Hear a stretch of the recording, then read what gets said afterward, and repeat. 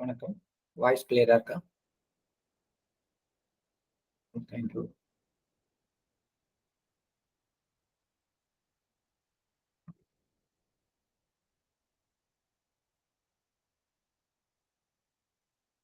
இதிலிருந்து மென்குரல்கள் பாகம் 1ல 214வது பக்கம் படிக்கிறோம்.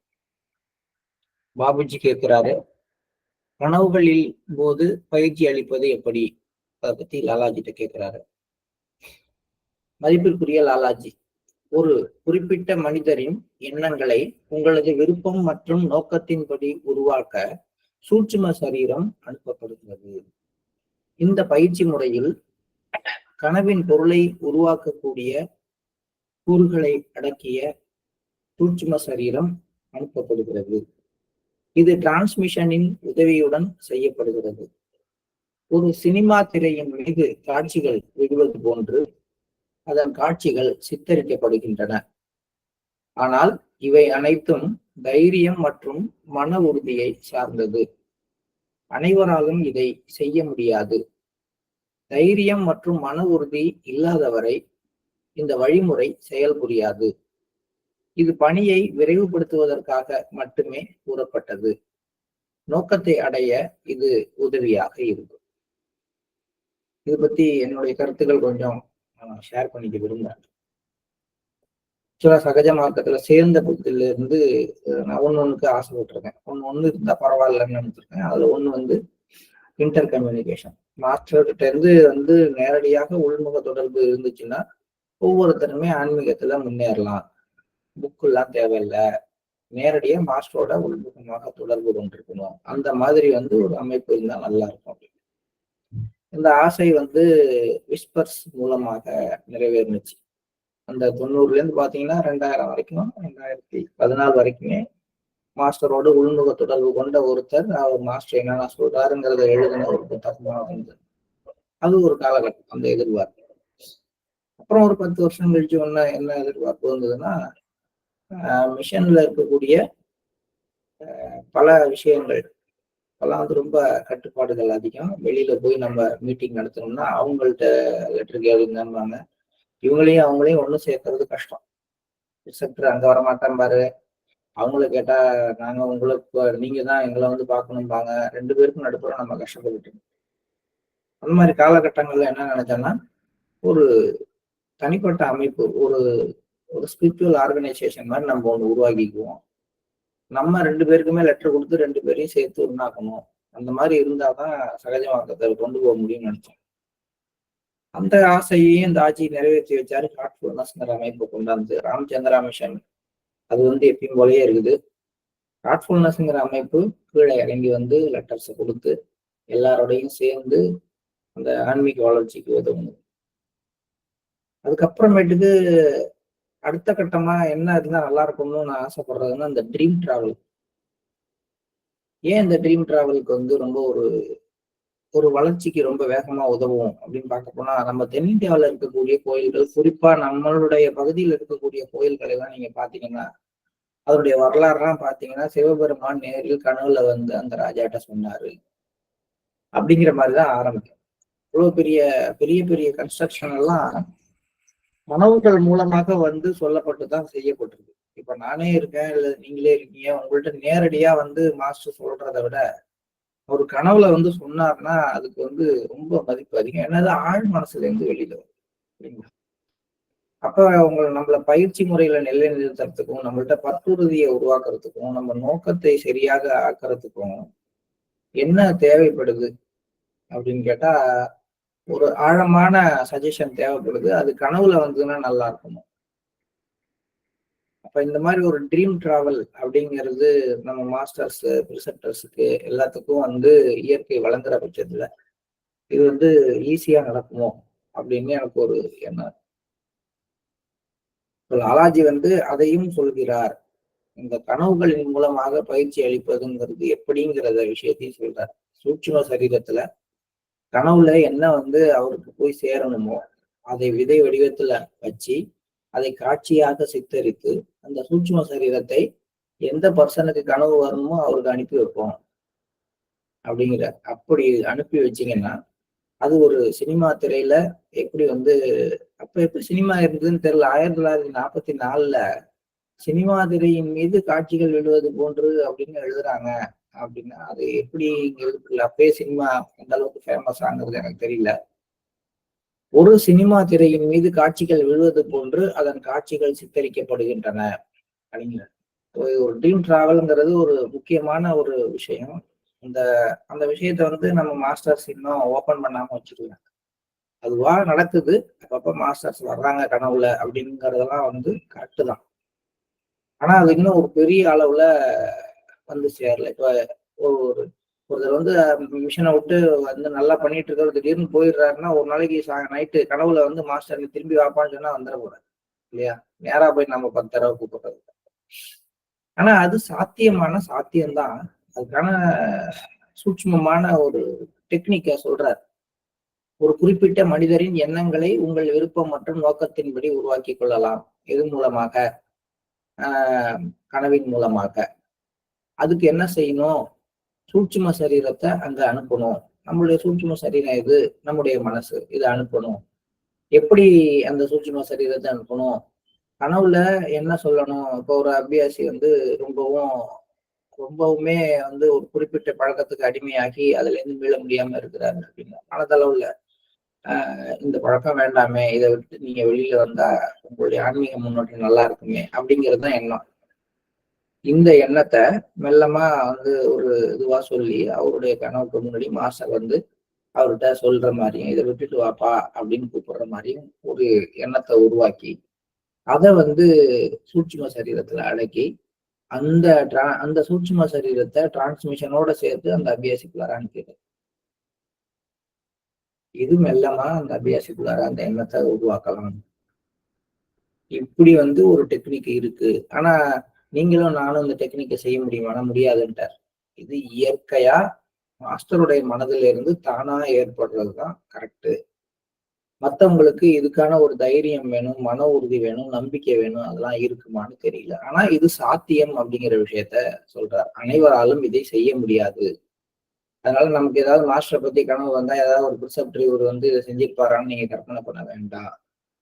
இது எல்லாரும் செய்யற விஷயம் கிடையாது. தைரியமும் மன உறுதியும் இல்லாதவரை இந்த வழிமுறை செயல்புரியாது. நீங்க வேணா நினைச்சுக்கிட்டே இருக்கலாம், அது வந்து அங்க போய் ஒர்க் பண்ணுமான்னு தெரியாது. இதை விட பிரேயர்ஸ் ரொம்ப அற்புதமானவை. அவர் நல்லா இருக்கணும், அவர் சீக்கிரமா திரும்பி வரணும், மாஸ்டரை பத்தி அவர் புரிஞ்சுக்கணும், இந்த உண்மையான நோக்கம் அவருக்கு வந்து தெளிவடையணும் அப்படின்னு நம்ம அவருக்காக பண்ற பிரேயர் இது மாதிரி 1000 மடங்கு ஒர்க் பண்ணணும். இது பணியை விரைவுபடுத்துவதற்காக மட்டுமே. அப்ப இந்த டெக்னிக் எதுக்காக? ஒரு விஷயம் வந்து வேகமா திடீர்னு பெரிய அளவுல நடக்கணும்னா இந்த டெக்னிக்கை யூஸ் பண்ணலாம் அப்படின்னு சொல்றாரு. அப்படிதான் பயன்படுத்தியிருக்காங்க சைவ சமயத்திலையும் சரி, வைணவ சமயத்திலையும் சரி. மிகப்பெரிய வளர்ச்சிகளுக்கு அந்த நோக்கத்துக்கு குறிப்பிட்டவர்களை தயார் பண்றதுக்கு இந்த ட்ரீம் டிராவலை தான் பயன்படுத்திருக்காங்க. நீங்க நம்முடைய பகுதியில் இருக்கக்கூடிய எல்லா இலக்கியங்களை படிக்கும் பொழுதும் இது பின்னாடி வரும். அதனால ஒரு காலகட்டத்துல இது நமது அமைப்பிலும் சாத்தியமாகலாம்ங்கிறது என்னுடைய தனிப்பட்ட கருத்து. பாபுஜியின் கேட்கிறாரு, பயிற்சியினுடைய வழிமுறை எப்படி அந்த பயிற்சியானது கொடுக்கப்பட வேண்டும்? ஆன்மீக பயிற்சி இதய மண்டலத்தில் ஆரம்பமாகிறது. பயிற்சி பெறுபவர் போதுமான அளவு நீண்ட காலத்திற்கு அங்கு தங்க வைக்கப்படுகிறார். நம்முடைய ஆன்மீக பயிற்சி முறை எங்க ஆரம்பிக்குது? இதய மண்டலத்துல. இதயத்துலதான் நம்ம தெய்வீக ஒளி இருக்குன்னு தியானம் பண்ண சொல்றாங்க.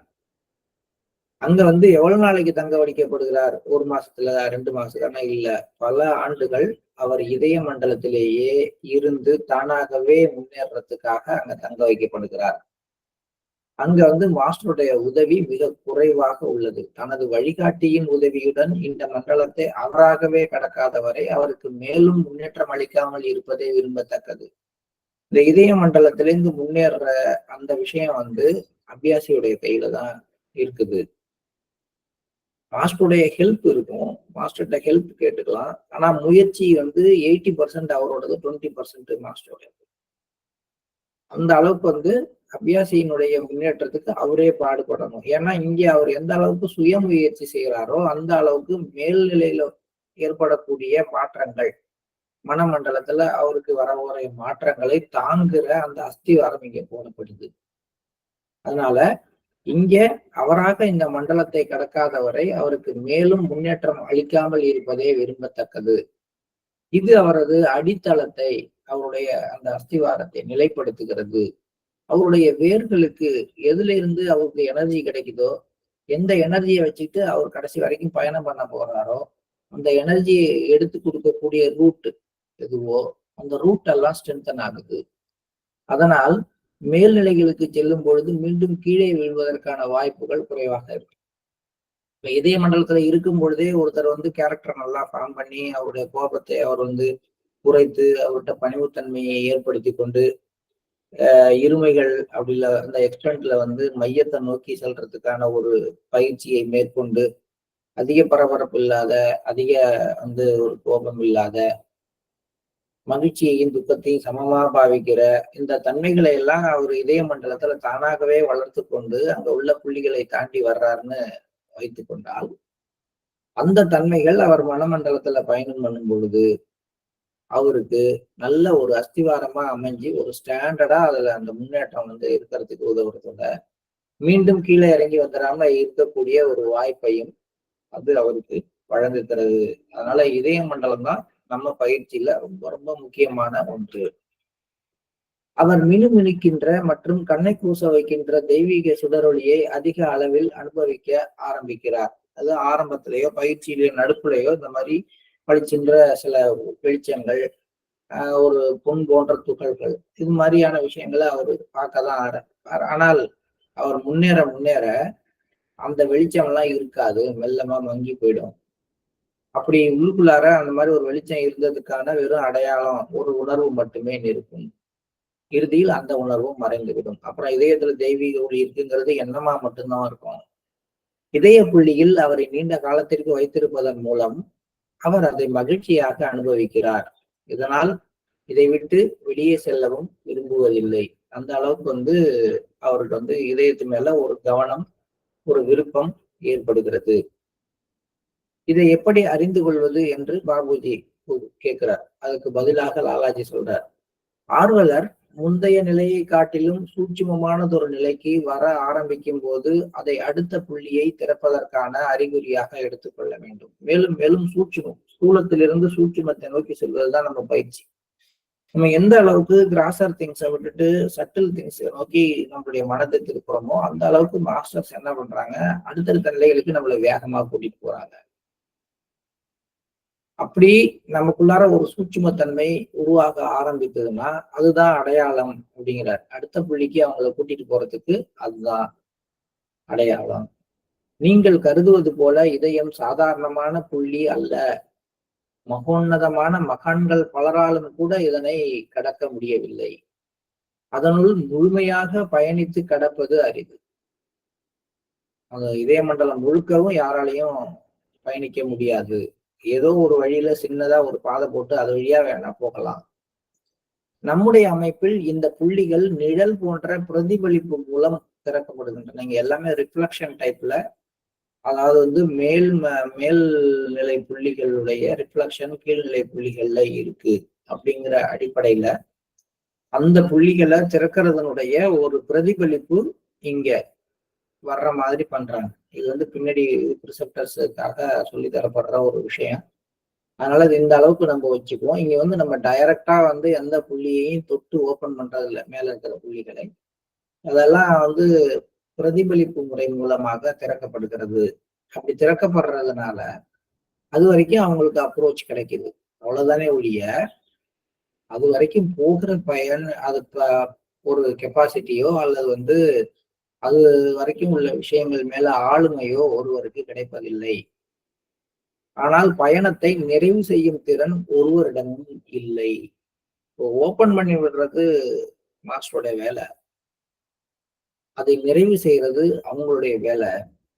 இங்க வந்து இந்த அப்ரோச் ஈஸியா கொடுக்கப்படுறதுக்கு காரணம் இந்த ரிஃப்ளக்ஷன் மெத்தட்னு சொல்லக்கூடிய ஒரு பிரதிபலிப்பு முறையை அவங்க பயன்படுத்துறதுதான். பயணம் நிறைவு செய்யப்படாத வரையில் முழுமையான ஆளுமையை பெற இயலாது. இதை பத்தி நிறைய தடவை நானும் கேட்டிருக்கேன். எல்லாத்தையும் ஜேர்னி ஸ்டார்ட் பண்றேன்ற ஒரு விஷயம் இங்க எல்லாருமே கேள்விப்பட்டிருக்கீங்க. அதாவது வந்து இதய மண்டலத்துல ஆன்மாவினுடைய பயணத்தை தொடங்கி வைப்பது அப்படின்னு.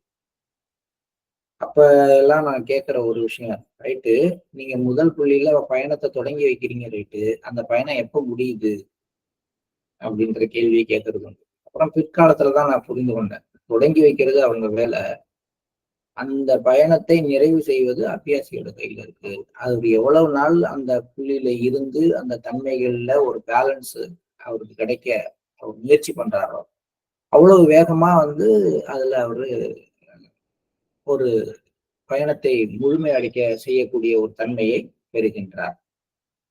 அப்படி இல்லை அப்படின்னா தொடர்ச்சியா திரும்பியும் அந்த புள்ளியிலேயே அவரு இருக்க ஆரம்பிப்பாரு. ஒரு குறிப்பிட்ட காலத்துக்கு அப்புறம் பிரிசெப்டரோ அல்லது மாஸ்டரோ அவரை அடுத்த புள்ளிக்கும் கூட்டிட்டு போய் அந்த புள்ளியையும் திறந்து விடுவாங்க. ஆனா அவர் திரும்பியும் முதல் புள்ளியில ஆளுமை பெறாமலே 2வது புள்ளிக்கு போறாரு.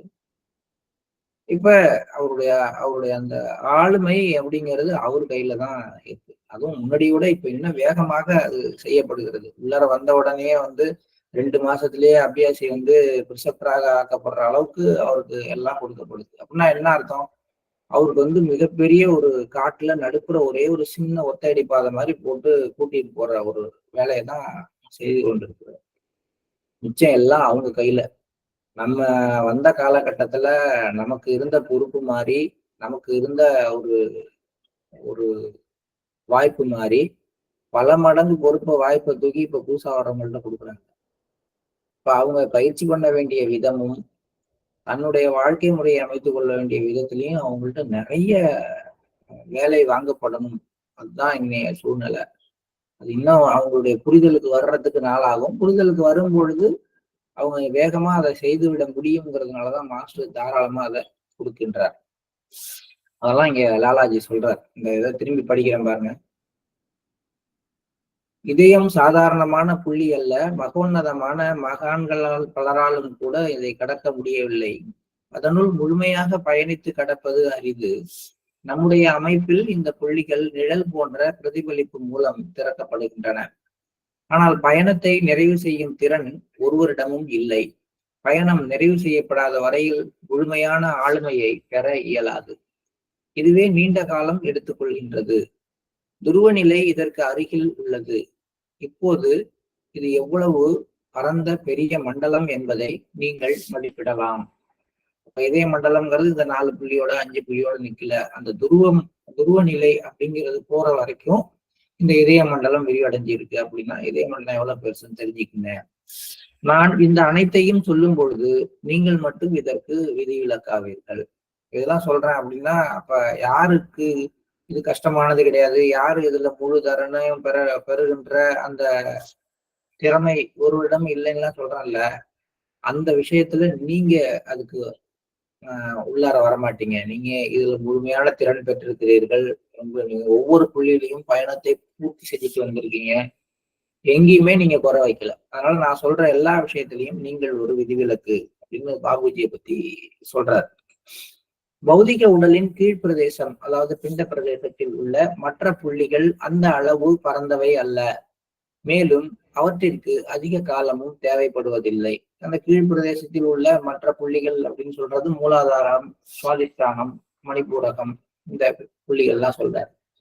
இதுக்கெல்லாம் பெரிய இதுக்கு எக்ஸ்பான்ஷன் கிடையாது, அதுக்கு ரொம்ப காலமும் தேவையில்லை. இவை அனைத்தையும் இதயத்தோட இணைச்சிருக்கோம். மார்பு பகுதி முழுவதையும் இதயமாக எடுத்துக்கொள்ளுங்கள் அப்படிங்கிறார். இப்போ நம்ம திரும்பியும் ஒரு ஹார்ட் சக்கரா அப்படின்னா இந்த ஹோல் சக்கரம் இது ஃபுல்லாவே இதயம் தான். First point, second point, third point, fourth point எல்லாமே ஹார்ட் சக்கரா தான். இப்போ இதயம் அப்படிங்கிறத நம்ம எப்படி எடுத்துக்கணும், ஒரு ப்ரிசெப்டர் எப்படி எடுத்துக்கணும் அப்படின்னா இப்படிதான் எடுத்துக்கணும். ஒரு அபியாசி எப்படி எடுத்துக்கணும்னா இப்படிதான் எடுத்துக்கணும். ஆனா இதயத்துல தெய்வீக ஒளி இருக்குங்கிறது அது இதயத்துடைய உணர்ற இடத்துல ஏற்படுத்திக்கிற ஒரு விஷயம். ஆனா இப்ப உங்களுக்கு எல்லாம் ஒரு சந்தேகம் வரும் இல்லையா, ஃபர்ஸ்ட் புள்ளிக்கு இந்த பாயிண்ட் இதயத்துல தியானம் பண்றோம், அந்த முதல் பாயிண்ட் தான் ஹார்ட்டா, 2வது பாயிண்ட் ஹார்ட் கிடையாதா, இது மண்டலம், அப்ப இதயம் எங்க இருக்கு, இங்க இருக்கா? சில பேர்கிட்ட கேட்டா இதயம் வலது பக்கம் இருக்குங்கிறாங்க, சில பேர்கிட்ட கேட்டா இதயம் இடது பக்கம் இருக்குங்கிறாங்க. இப்ப இதயம் எங்கதான் இருக்கு, சென்டர்ல இருக்கா? அப்படின்லாம் நிறைய குழப்பங்கள் கொஞ்சம் கொஞ்சம் முன்னேற வரும். இந்த குழப்பம்லாம் வரணும், வந்தா வளர்ச்சி தான். அவங்க எல்லாருக்காகவும் லாலாஜி சொல்ற ஒரு வார்த்தை என்னன்னா, இதய சக்கரம் என்பது மார்பு பகுதி முழுவதும் உள்ள ஒரு சக்கரம். ஏனெனில் அது மட்டுமே அனைத்து பௌதீக சக்திகளுக்குமான பராமரிப்பு மற்றும் வளர்ச்சி, மெயின்டெனன்ஸும் இங்கதான், டெவலப்மெண்ட்டும் இங்கதான், குரோத்தும் இங்கதான். எல்லாமே இதயத்திலிருந்து தான் நடக்குது. அதன் செயல்பாடு நிறுத்தப்பட்ட அந்த கணத்திலேயே இதய சக்கரம் செயல்படுவதை நிறுத்திவிட்டால் உயிரற்ற நிலை ஏற்பட்டுவிடும். இதனை கருத்தில் கொள்கையில் அனைத்து மேன்மையான நிலைகளுக்கும் இதய மண்டலமே புனித பீடமாக வெளிப்படுகின்றது. அந்த ஒரு சேக்ரெட் பேஸ்ல தான் எல்லாம் நிக்குது. இது தவிர்க்கப்பட்டாலோ அல்லது தொடப்படாமல் இருந்தாலோ, ஹார்ட்டை தொடாம இல்ல ஹார்ட்ல அதிக நேரம் நிக்க வைக்கப்படாமல் ஒருத்தர் போனால் மற்ற எல்லா புள்ளிகளும் பலவீனமாகவே, அஸ்திவாரம் இல்லாம வீடு கட்டுற மாதிரி. நம் அமைப்பில் இந்த மண்டலத்திற்கு மிக உயர்ந்த மதிப்பு அளிக்கப்பட்டுள்ளது. இந்த இதய புள்ளியை, ஹார்ட் சக்கராவை சாதாரண புள்ளியாக கருதக்கூடாது. உங்களுக்கு வரைபடம் மூலம் காட்டப்பட்ட இந்த வழிமுறை விரைவான விளைவு தேவைப்படும் போது பயன்படுத்தப்பட வேண்டும். ஆனால் ஆர்வலர் உங்களிடமிருந்து சிறிது உதவி பெற்று தனது சுய முயற்சியில் முன்னேறுவதற்கு வாய்ப்பளிப்பதே மேலானது. இப்போ பாயிண்ட் பை பாயிண்ட், இப்ப தாஜி சொல்றாரு இல்லையா, இங்கேருந்து இப்படி, அப்புறம் இப்படி, அப்புறம் இப்படி, அப்புறம் இப்படி, அப்புறம் இப்படின்னு ஒரு படம் போட்டிருக்காரு இல்லையா. இதெல்லாம் பாபுஜிக்கு வரைபடம் மூலமா லாலாஜி காட்டியிருக்காருன்னு நம்ம எடுத்துக்கலாம். இப்படி மூவ் பண்ணி நீங்க கொண்டு போயிடலாம். உங்களுடைய மனோசக்தியை பயன்படுத்தி இதை மூவ் பண்ணலாம். ஆனால் அது தானா மூவ் ஆகணும். அது அபியாசியினுடைய முயற்சியினால மூவ் ஆகணும். அப்படி அதுக்கு வாய்ப்பு கொடுத்தீங்கன்னா அது ரொம்ப நல்லது. மற்ற புள்ளிகளை பொறுத்தவரை அவற்றை இந்த அளவிற்கு வலியுறுத்த வேண்டிய தேவை இல்லை என உணர்கிறேன். ஸோ காட்டுக்குள்ளாரதான் அவங்க தானா அதுல மூவ் ஆகிறதுக்கு நீங்க ஹெல்ப் பண்ணுங்கன்னு சொல்றேன். மற்றதுல இவ்வளவு இம்பார்ட்டன்ஸ் தேவையில்லை. தற்போதைய உங்களது உள்நிலை இதயத்தின் உச்சகட்ட நிலை. மீதமுள்ள அனைத்து நிலைகளும் அவை என்னவாக இருப்பினும் அவற்றிற்கு வரையறைக்குள்ளவை உள்ளன. இதயத்தின் இந்த நிலை மட்டுமே மற்ற அனைத்து நிலைகளிலும் உடன் வருகின்றது. ஹார்ட் எந்த அளவுக்கு ஹை லெவல்ல இருக்குதோ, ஹார்ட் சக்கரா எந்த அளவுக்கு பியூரா இருக்குதோ, ஹார்ட் சக்கரா எந்த அளவுக்கு எக்ஸ்பேண்டடா இருக்குதோ, அந்த அளவுக்கு எல்லா கண்டிஷன்லயும், அதுக்கு பின்னாடி அனுபவிக்கக்கூடிய எல்லா கண்டிஷன்லயும் இது பேஸா இருந்து உடன் வருகின்றது. இதயம் முன்னேறும் பொழுது மனதை பின்னால் விட்டுவிட்டு தொடர்ந்து செல்கின்றது. இதயமே மனதாக மாறிவிடுகிறது. இதன் பொருள் என்னவெனில், அதன் சுயத்தன்மையான தூய்மையை பெறுவதற்காக முன்னேறி செல்லும் பொழுது மனதின் சக்தி குறைந்து கொண்டே செல்கின்றது. மாயையிலிருந்து விடுபட்டு இறுதி பரம்பொருளின் வேறுபடுத்த முடியாத நிலையை ஏற்றுக்கொள்ளும் வரை இது நிகழ்கின்றது. கொஞ்சம் கொஞ்சமா இதயம் வீரியமாகுது. மனம் அதனுடைய வீரியத்தை குறைத்துக் கொள்கிறது. அப்படின்னா வீரியத்தை குறைத்துக் கொள்கிறதுனா மெல்ல மெல்ல அது செயல்படுவதை நிறுத்திக்கிட்டு இதயத்தை செயல்பட வைக்குது. இப்ப மனதின் சக்தி குறைஞ்சி போச்சுன்னா என்னங்க ஆகும்? எனக்கு வில் பவர் போயிடுமே, நான் என்ன பண்ணுவேன்? அப்படி கிடையாது. அதுக்கப்புறம் பரம்பொருளினுடைய தெய்வீகத்தினுடைய மனது நமக்குள்ளார செயல்பட ஆரம்பிச்சிடும். அதனால நாமளா உருவாக்கி வைத்த எண்ணங்களால நம்முடைய சம்ஸ்காரங்களின் அடிப்படையில செயல்படுகின்ற அந்த மனதானது மெல்ல அதனுடைய சக்தியை குறைத்து கொண்டே வந்துகிட்டே இருக்கும். அது அப்படியே சின்னதாயிட்டே போகும். இன்னொரு பக்கம் அந்த டிவைன் எனர்ஜியினுடைய அதனுடைய மைண்டு, தெய்வீக மனதானது செயல்பட ஆரம்பித்து விடும். இறை பக்தி மண்டலத்தை இதயத்தின் மகிமையே ஆள்கின்றது.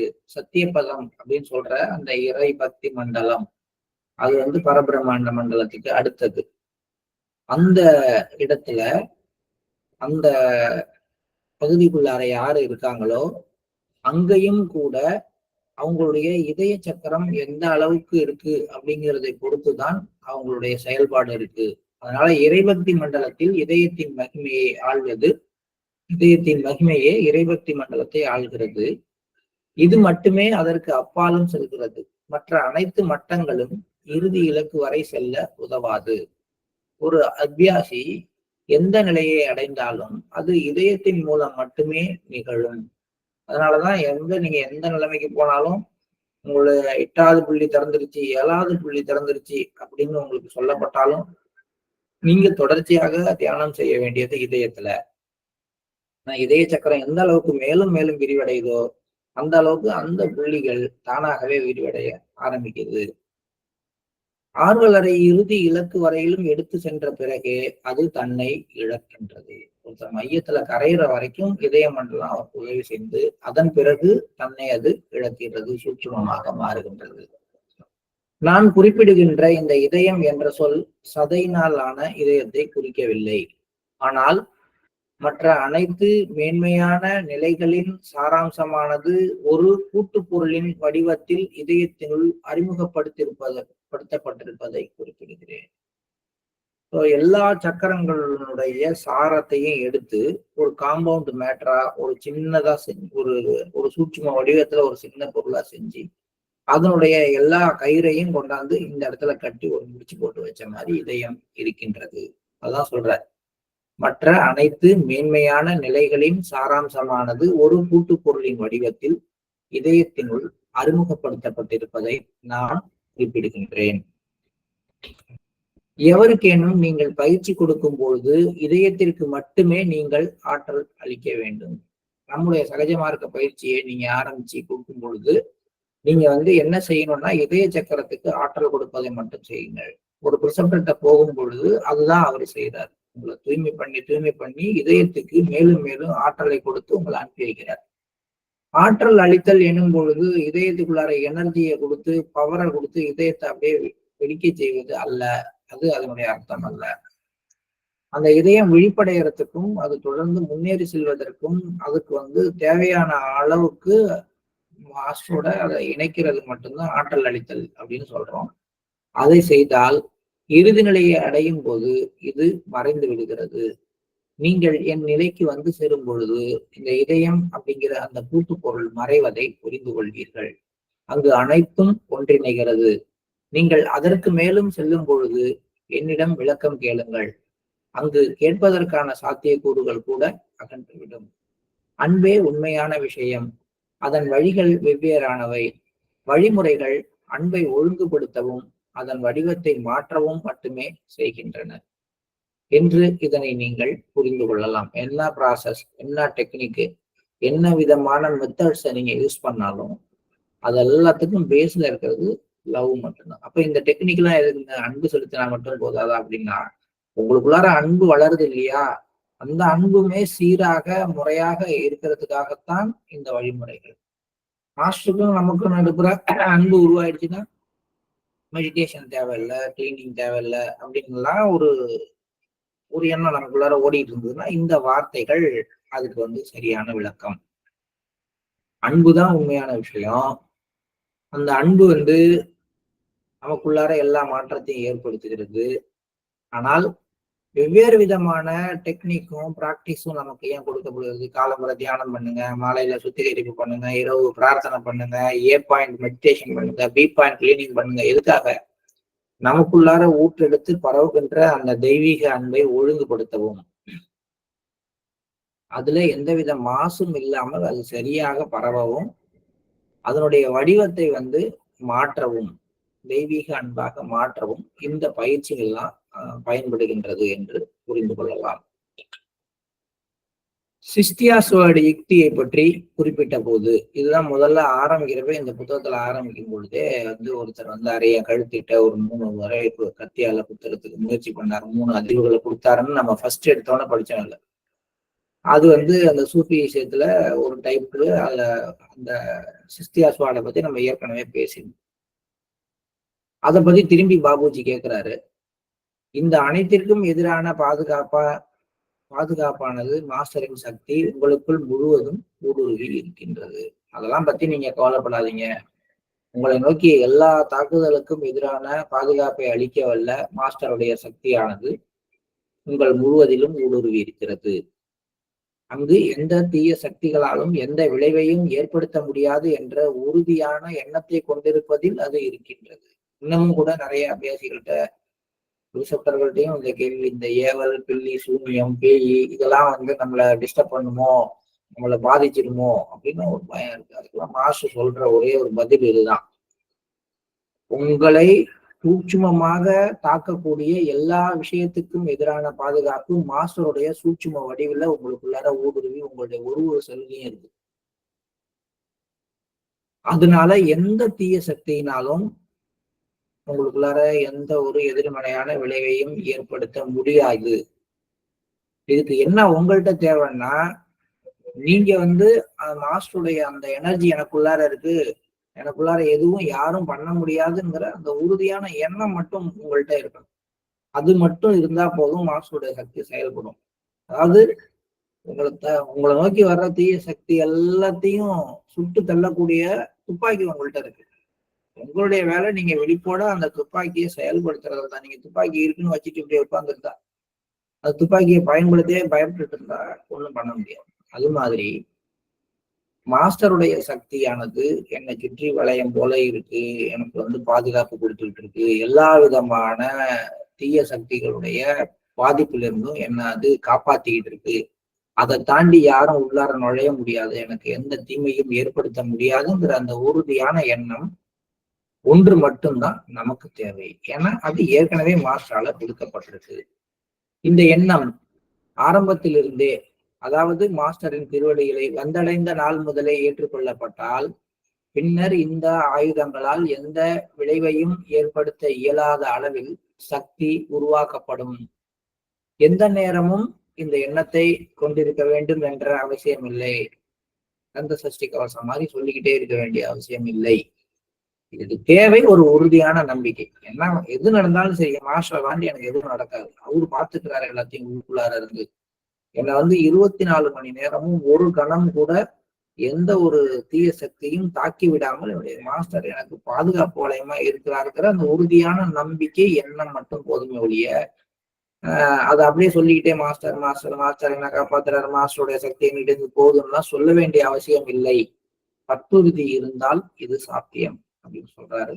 இந்த பாடம் நம்ம எல்லாருக்குமே ஒரு தேவையான பாடம். ஏன்னா அடிக்கடி நமக்கு இது ஒரு பயம் வந்துடும். ஏதோ ஒரு தீய சக்தி என் மேல பாய்ஞ்சிச்சுங்க. நான் அங்க போனேங்க, அங்க போனப்ப ஏதோ ஒரு ஒரு இது என்கிட்ட ஒட்டிக்கிச்சு, என்னை அது தாக்குது. அது மூலமா நான் இப்படிலாம் நிறைய பேசுறவங்க எல்லாம் நான் பாக்குறேன். அதான் சொல்றேன், இது அபியாசிகளா இன்னைக்கு சேர்ந்தவங்கள்ல 10 வருஷம் பிராக்டிஸ் பண்ற அபியாசி சுற்றானவங்கள்ட்ட கூட இந்த பயம் இருக்கதான் செய்யுது.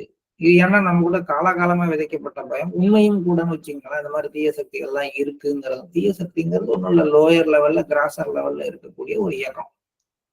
அது நம்மளோட ஒட்டிக்குமோங்கிற ஒரு பயம் இன்னமும் கூட சில அபியாசிகள்லாம் எங்க வீட்டுல அது இருக்கு இது இருக்கு, ஏதோ ஒண்ணு என்ன எங்களை முன்னேற விடாம பண்ணுது அப்படின்னு சொல்லக்கூடிய அபியாசிகள்லாம் இருக்கிறாங்க. ஆக்சுவலி அது இருக்கிறது உண்மை, எல்லா இடத்துலயும் எல்லாமே இருக்கு. ஆனால் யார் ஒருத்தர்கிட்ட மாஸ்டர் என்னை முழுசா ப்ரொடெக்ட் பண்றாருங்கிற எண்ணம் முதல் நாளில இருந்தே உருவாயிடுச்சோ, அதுக்கப்புறம் உலகத்துல இருக்கக்கூடிய எந்த ஒரு தீய சக்தியாலும் ஒரு அபியாசி மேல எந்த விளைவையும் ஏற்படுத்த முடியாதுங்கிற அந்த உறுதியை லாலாஜி இந்த இடத்துல கொடுக்கிறார். இந்த கேள்விகளை பாபு மதன் மோகன்லால் முன்வைத்தார். குறிப்பாக அவர் பாதுகாப்பு பற்றிய எண்ணங்களை வளர்க்கிறார். அது அவரது எண்ணங்களுக்கான பதில். ஏன்னா மதன் மோகன்லாலுக்கு இப்ப பயம் பாபுஜியை பத்தி தான். பாபுஜியை யாராவது ஏதாவது பண்ணிடுவாங்களோ, பாபுஜியோட கண்டிஷன் இன்க்ரீஸ் ஆக அவர் உயிரை யாராவது பாதிப்பு ஏற்படுத்திடுவாங்களோ, அவர் மேல தேவையில்லாத ஆவிகளை ஈவி விடுவாங்களோ, அப்படிலாம் ஒரு பயம் இருக்கு. அதனால அவரு முழுக்க முழுக்க பாதுகாப்பை பற்றிய எண்ணங்களை தான் வளர்க்கிறார். இப்போது அவர் மேலும் பற்றுறுதி எப்படி முதிர்ச்சி அடைய முடியும் என்று கேட்பார். இதற்கான ஒரே பதில், இவை அனைத்தும் ஆர்வலரின் சம்ஸ்காரங்கள் மற்றும் மாஸ்டரிடமிருந்து வரும் உதவியை பொறுத்தது என்பதுதான். ஏன்னா இவ்வளவும் சொல்லிட்டு கடைசியில லாலாஜி என்ன சொன்னாரு, மாஸ்டருடைய சக்தி உங்களுக்கு பாதுகாப்பா இருக்கு, ஆனால் அதுக்கு உங்களுக்கு திட நம்பிக்கை வேணும், பற்றுறுதி வேணும்னு சொன்ன உடனே மோகன்லால் என்ன கேட்பார், பற்றுறுதியை எப்படி வளர்க்கறதுன்னு கேட்பாரு. பற்றுறுதியை வளர்க்கறது அபியாசி கையில தான் இருக்கு. அதுக்கு பேஸ்ல என்ன இருக்குன்னா மாஸ்டருடைய உதவி பிளஸ் யாரு அபியாசியா இருக்காரோ அவருடைய சம்ஸ்காரம். ஏங்க அபியாசியோட சம்ஸ்காரம் எப்படிங்க வளர்க்கணும்னா, இதுக்கு 2-3 ஸ்லைடுக்கு முன்னாடி இதுக்கு லாலாஜி பதில் சொல்றாரு. சம்ஸ்காரங்களால ஒருத்தர் பாதிப்பு வருது, அதை அதுல இருந்து எப்படி விடுவித்துக் கொள்வதுன்னு கேட்கிறப்ப லாலாஜி சொல்றாரு, அந்த சம்ஸ்காரங்கள்லாம் உங்களோடது இல்லை என்னோடதுன்னு நினைங்க, அந்த நிமிஷத்துல இருந்து அந்த சம்ஸ்காரங்கள் ஒர்க் பண்ணாது அப்படின்னு சொல்றாரு. சொல்லிட்டு கீழே என்னோட சொல்றாரு, அப்படி எண்ணுவதற்கு கூட, அந்த எண்ணம் இயல்பாக எழுவதற்கு கூட அந்த அபியாசி கொஞ்சம் உயர்வான சம்ஸ்காரங்களை, அதாவது போன பிறவில அதுக்கு முந்தின பிறவில ஆன்மீக பயிற்சிகள் செஞ்சு கொஞ்சம் உயர்வான சம்ஸ்காரங்களை பெற்றிருக்க வேண்டும் அப்படின்னு சொல்றாரு. அததான் இங்கேயும் சொல்றாரு. பற்றுறுதி எப்படி முதிர்ச்சி அடையும்? அது ஆர்வலரின் சம்ஸ்காரங்கள் மற்றும் மாஸ்டரிடம் இருந்து வரும் உதவியை பொறுத்தது. மாஸ்டரின் ஆன்மீக ரீதியான வாழ்க்கை முறையை அவர் காணும் பொழுது ஆர்வலரின் பற்றுறுதியானது முதிர்ச்சி அடைய தொடங்குகிறது. அது ரொம்ப முக்கியம். அவருடைய உலகியல் வாழ்க்கையை பார்க்கிற அபியாசிக்கு மாஸ்டர் மேல நம்பிக்கை குறைஞ்சிட்டே போகும். ஒரு அபியாசி வந்து மாஸ்டர் பார்க்கவே இல்லை, புதுசா பார்க்க போறாரு. அவரு வந்து இது வந்து நீங்க இப்ப சாரிஜி ஓப்பனாவே பேசியிருப்பாரு நிறைய இடங்கள்ல. அழுக்கு சட்டையை போட்டுக்கிட்டு காலம்புரை லேட்டா எழுந்திரிச்சிட்டு குளிக்காம உட்காந்து தியானம் பண்ணாம இப்படி எல்லாம் இருக்கிறாரு அவர் மாஸ்டர்னு பார்த்தா அவருக்கு என்ன வரும்? அவநம்பிக்கை தான் வரும். ஆனால் அவருடைய ஆன்மீக ரீதியான வாழ்க்கை முறை, அவர் எந்த அளவுக்கு இன்னரா கனெக்டடா இருக்கிறாரு, எந்த அளவுக்கு சூட்சுமமா இருக்கிறாரு, எந்த அளவுக்கு தன்னுடைய குருநாதர் மேல அன்பை பொழிந்து கொண்டு இருக்கிறாரு, எந்த அளவுக்கு தன்னுடைய குருநாதருடைய வார்த்தைகளுக்காக கட்டுப்பட்டு இருக்கிறார், இதுதான் அவருடைய ஒரு மாஸ்டருடைய ஆன்மீக ரீதியான வாழ்க்கை.